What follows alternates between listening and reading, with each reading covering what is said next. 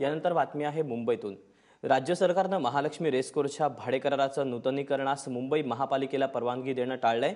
नुकतंच राज्य सरकारनं मुंबईतल्या भाडे करारानं दिलेल्या 160 भूखंडाच्या नूतनीकरणास परवानगी दिली। मात्र यामध्ये महालक्ष्मी रेसकोर्सचं नाव वगळण्यात आलंय। महालक्ष्मी रेसकोर्ससाठी स्वतंत्र धोरण ठरवलं जाईल असं राज्य सरकारनं महापालिकेला कळवलंय।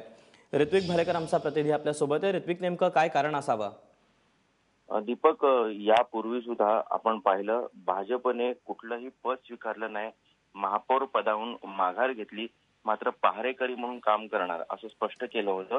कुठेतरी आता पालिकेच्या या सगळ्या कारभारावर राज्य सरकारचा वरचष्मा असणार हे आता स्पष्ट होते।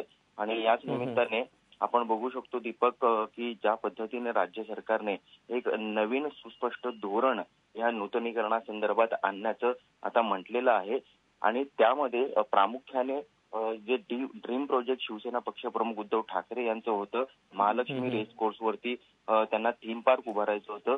मात्र याच रेसकोर्सला या नूतनीकरणाच्या सगळ्या याच्यामधून प्रस्तावामधून वगळण्यात आलेलं आहे आणि स्पष्टपणे यामध्ये भाजपने पुन्हा एकदा शिवसेनेला शह देण्याचाच प्रयत्न केलाय असं म्हटलं तर वावगं ठरणार नाही। ऋत्विक, धन्यवाद दिलेल्या बातमीबद्दल।